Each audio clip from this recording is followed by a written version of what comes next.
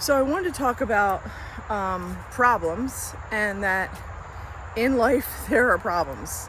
And in our world today, there are many problems, there are many challenges, and we are all in the midst of many things happening simultaneously that are challenging, and some people more than others. But my point is that we live in a life where there are problems. We live in a life where there are issues.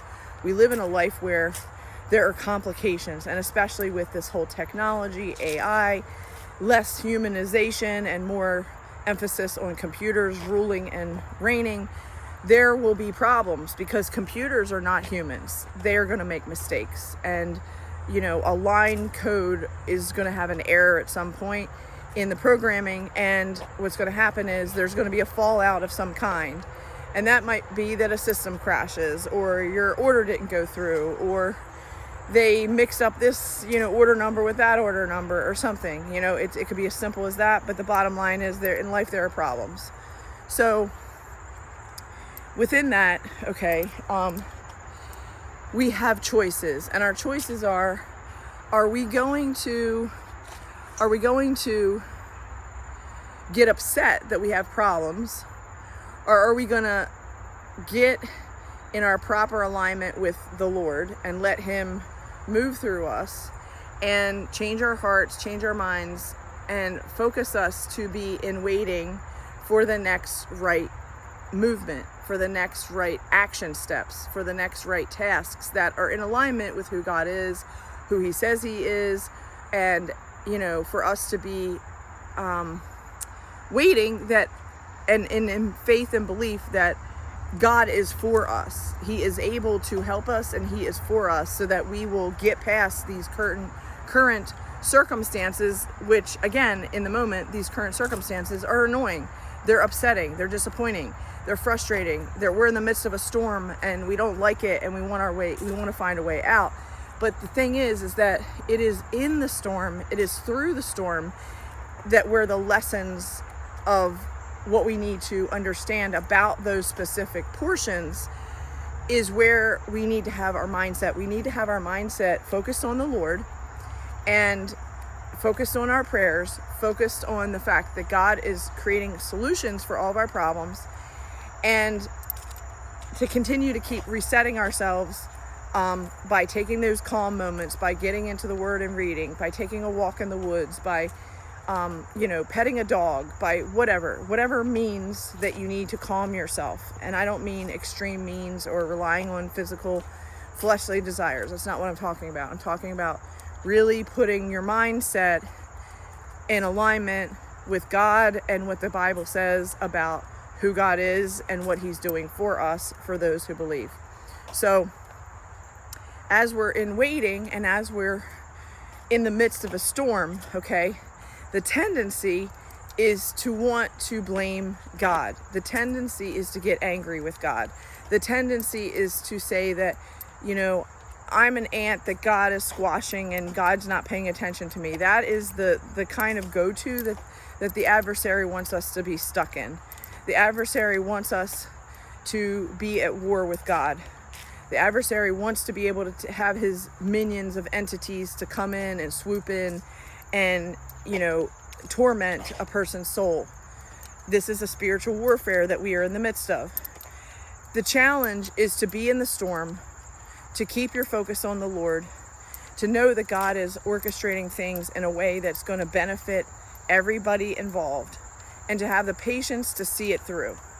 So I'm going to again share another experience that illustrates this point. I'm trying to be in the midst of a lot of multiple conflicting agendas that are happening because of all the things that are happening in my life right now. I had a flood in my apartment. My van is under construction because there was mold and vandalism to my van.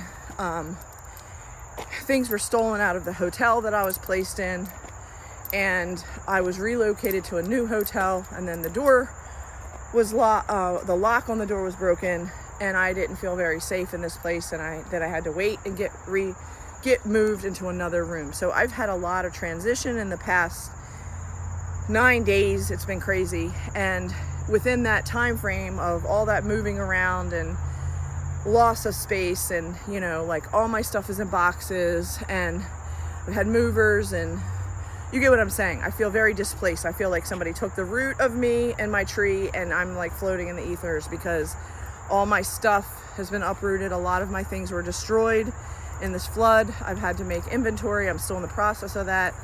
So it's a lot of change in a short amount of time. And if I only had to deal with the flood, that would have been a big storm. But I've got like several storms happening all at once, okay? Then everything that was in my van as a full camper van is also cluttered up in my space. And in, just everything is cluttered right now. And I'm like walking like this, around things because everything is piled up. And then I'm living in a hotel. So I'm back and forth between the hotel and my home, dealing with all this construction stuff and making decisions about what I want to do. So there's a lot of decisions to make at this phase. And I had one of the hotels that I'm staying in has this setup, and it's a really cool setup where it's like this desk and there's like this table on wheels that's underneath of the desk, and it's a really clever design. So I was like, wow, I wonder if I could do this type of setup in my apartment. This is pretty clever. So the idea was planted. And then I talked to my carpenter and I said, could we do something like this? And he's like, sure. So the idea was there. And then I saw something that was listed on Facebook Marketplace that was for sale. And I thought, you know what? I could modify that particular, setup of cabinets and, tabletops or countertops, whatever. And I could make this thing that I'd like to make, and that might be possible. So then again, it's like there's, the idea was planted, then something else comes up that might fit that plan. And then, my mom, who generally I have to say that a lot of times I just don't think that she's thinking the way that I am thinking. And so I kind of sometimes minimize her ideas. And I do it. I'm admitting that I do it. And this time she's like, I really want you to see this thing. And I'm like, oh, Mom, I'm in the middle of writing papers for graduate school. I've got all these other things I'm doing for the insurance claims. I'm like really busy right now. And she's like, just take a minute and do this. And so it didn't get done yesterday. She wanted me to, but then she asked me to do other things with using my truck and transporting things back and forth. So it was kind of like an either or situation. I could either do this or I could do that, but I got to study.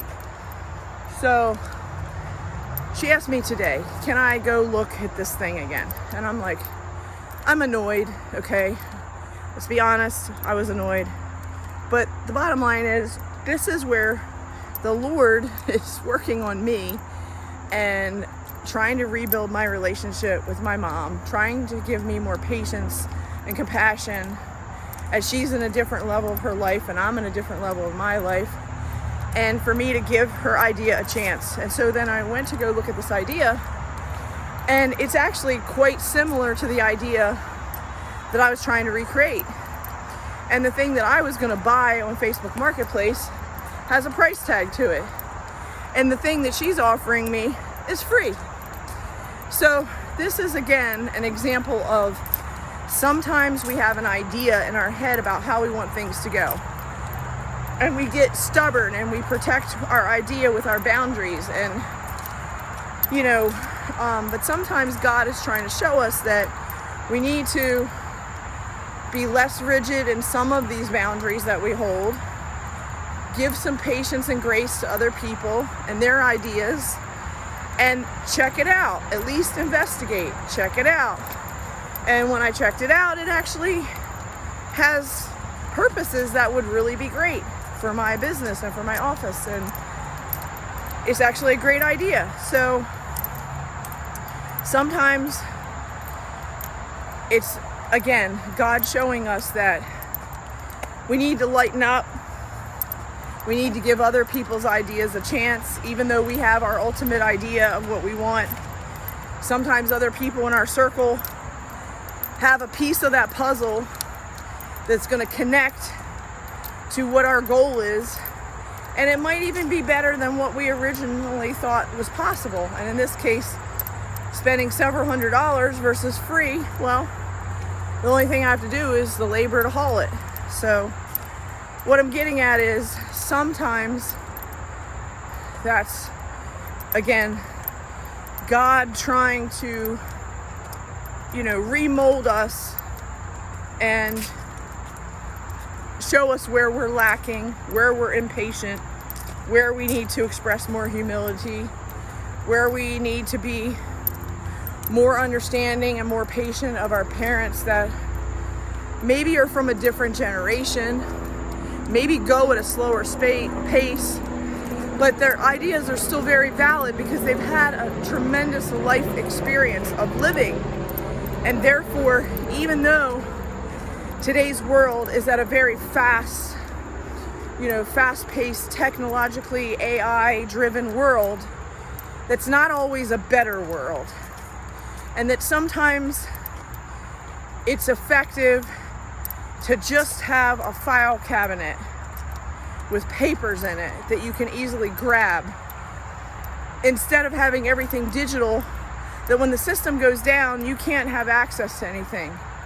So sometimes it's still good to practice these basic principles that have worked for hundreds of years, and to not be so caught up in the newest, fastest, best thing, because those things can also be temporary. How many times have you written a paper or were, updating numbers in a document or Excel spreadsheet or something, and then all of a sudden the computer flips out, or the electricity flips out, and you just lost all that work because you were being a dum-dum and forgot to put auto save on, or you forgot to save your document in the last half an hour of working, and then you lost everything that you just spent all this time doing.